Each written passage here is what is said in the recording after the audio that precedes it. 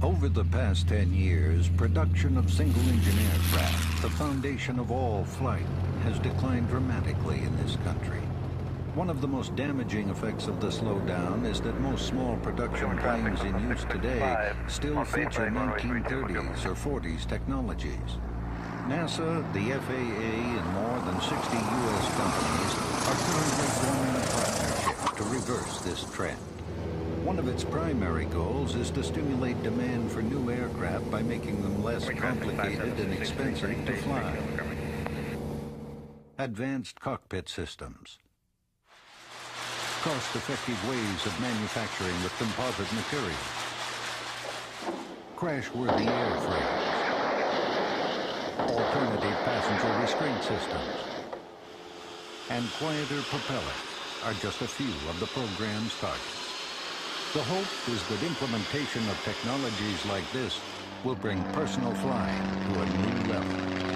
NASA Program Manager Bruce Holmes. Imagine what your life would be like if you could fly at 10 or 20,000 feet over the gridlocked interstates down below at 250 miles an hour with 4 or 6 people on board at 30 miles per gallon in an airplane that costs the same per mile as the airlines and maybe not much more than a car.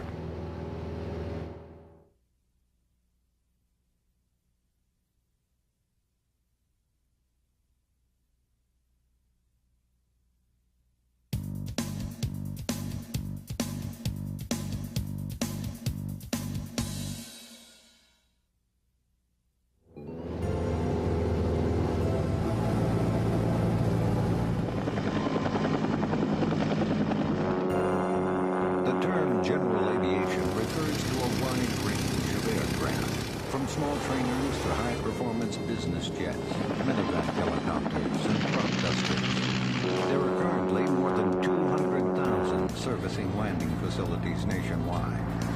In many rural communities, these airports are the 20th century equivalents of the river ports and railheads of the past, providing access to the mainstream of business and commerce. But over the last 10 years, production of single-engine planes, the foundation of all flight, has declined dramatically in this country. Ed Stimson is president of the General Aviation Manufacturers Association. General aviation is where it all begins. Most of the pilots in the United States learn to fly in a general aviation aircraft. Unfortunately, in the last few years, we've had some tough times, but we're coming back.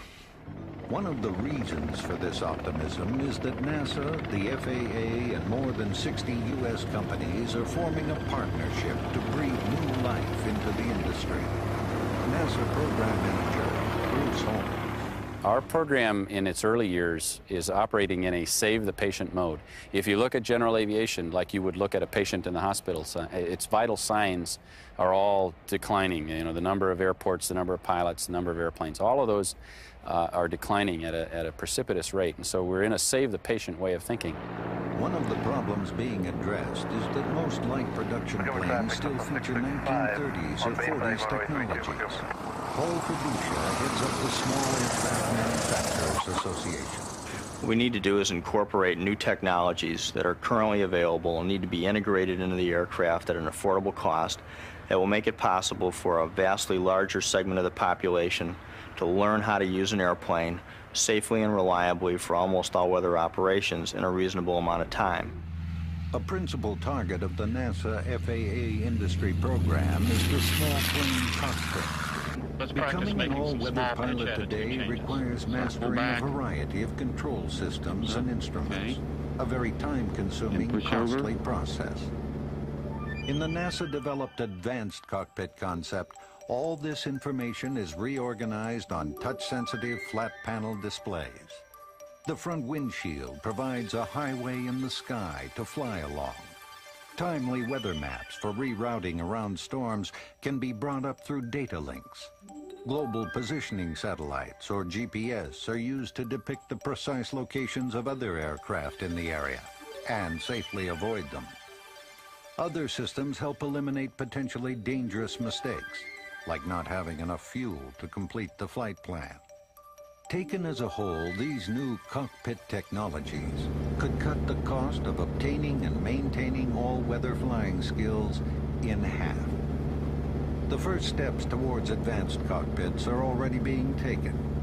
Multi-purpose displays and GPS navigation devices have been added to some of the existing fleet. They're also becoming widespread in what's referred to as the kit-built segment of the industry. Kit-built means exactly that. A buyer purchases a kit containing all the necessary pieces, then does most of the assembly work. Some of the fastest, most innovative small planes come from kit manufacturers. One of the keys to achieving this kind of performance is that nearly all are made of composites like fiberglass or graphite that are just as strong, but much lighter than traditional metals. The drawback is that working with composites can be a very labor-intensive, costly process. As part of its partnership with industry and the FAA, NASA has already begun identifying more efficient ways of utilizing these materials.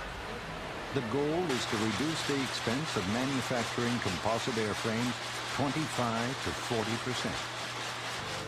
Information about strength and durability is also being gathered at NASA facilities, both on a small as well as a much larger scale. Crash tests like this at NASA's Langley Research Center will help develop key databases and design guidelines. They are also being used to determine whether new restraint systems or even airbags might be added to improve safety. Research aimed at low-cost, non-destructive inspection techniques and icing protection systems is also underway. Electronic controls developed for jet engines are being adapted for the piston power plants that drive most small planes. Even the propeller is getting a serious second look as engineers seek more efficient, less noisy designs that will help make future general aviation aircraft as quiet and comfortable as today's automobile. Once in place, the variety of technologies being targeted should bring personal flying to a new level. Again, NASA's Bruce Holmes. Imagine what your life would be like if you could fly at 10 or 20,000 feet over the gridlocked interstates down below at 250 miles an hour with 4 or 6 people on board at 30 miles per gallon in an airplane that costs the same per mile as the airlines and maybe not much more than a car.